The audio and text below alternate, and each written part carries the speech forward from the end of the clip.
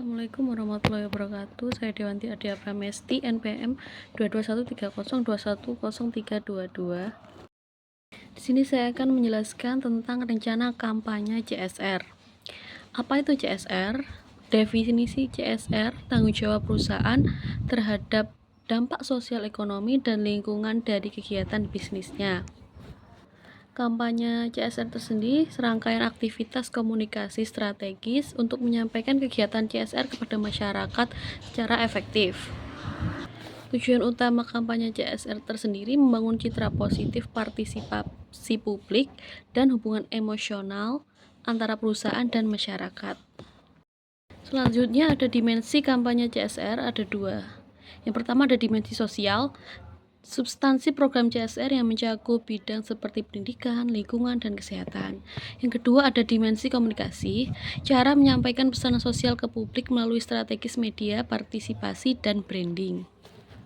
Selanjutnya ada tujuan kampanye CSR. Yang pertama, meningkatkan awareness masyarakat terhadap program CSR. Yang kedua ada membangun citra positif dan reputasi perusahaan. Yang ketiga mendorong partisipasi masyarakat dalam program sosial. Yang keempat menunjukkan kepedulian terhadap isu sosial dan lingkungan. Dan yang terakhir mendukung strategis pemasaran dan positioning merek. Selanjutnya ada manfaat kampanye CSR. Bagi perusahaan, yang pertama loyalitas pelanggan meningkat. Kedua, memperkuat hubungan dengan stakeholder, media, pemerintah, dan komunitas. Yang ketiga, ada menjadi nilai kompetitif. Keempat, ada mencegah krisis reputasi. Kalau bagi masyarakat, yang pertama mendapat edukasi dan dukungan sosial, meningkat kesejahteraan, dan terakhir mendorong partisipasi sosial aktif. Selanjutnya ada ciri-ciri program CSR yang efektif. Yang pertama, sukarela, lahir dari inisiatif perusahaan, bukan kewajiban semata. Yang kedua ada bernilai sosial, meningkatkan pendidikan, kesehatan, ekonomi, dan lingkungan. Yang ketiga ada berkelanjutan, dirancang untuk efek jangka panjang. Yang keempat ada terintegrasi dengan strategis bisnis. Yang terakhir ada partisipatif, melibatkan stakeholder dari perencanaan hingga evaluasi. Yang selanjutnya ada bentuk program CSR. Yang pertama, pendidikan, beasiswa, pelatihan, dan keterampilan. Yang kedua ada kesehatan, pengobatan gratis, dan penyuluhan. Yang ketiga, lingkungan, penghijauan konservasi, energi terbarukan. Yang keempat ada ekonomi, bantuan modal UMKM, pelatihan, dan kewirausahaan. Yang kelima, respon bencana, bantuan darurat hunian dan sementara. Yang keenam ada etika bisnis, transparansi, keadilan kerja. Selanjutnya ada jenis CSR berdasarkan hierarki tanggung jawab. Yang pertama ekonomi, perusahaan mencari keuntungan agar tetap beroperasi. Yang kedua ada legal, patuh pada peraturan dan hukum. Yang ketiga ada etis, bertindak adil, jujur sesuai norma sosial dan moral. Yang terakhir ada filantropis, kontribusi sukarela seperti donasi, kegiatan sosial, dan beasiswa. Dan contoh program berdasarkan jenis CSR-nya, yang pertama ekonomi, pelatihan UMKM, bantuan modal usaha.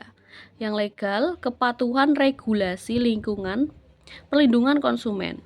Yang ketiga ada etis, transparansi, keadilan tenaga kerja, dan perlakuan adil. Yang terakhir ada filantropis, donasi bencana, beasiswa, layanan kesehatan gratis. Pendekatan CSR yang pertama ada strategis CSR. CSR sejalan dengan tujuan bisnis. Contohnya pelatihan masyarakat dan juga akan direkrut sebagai tenaga kerja.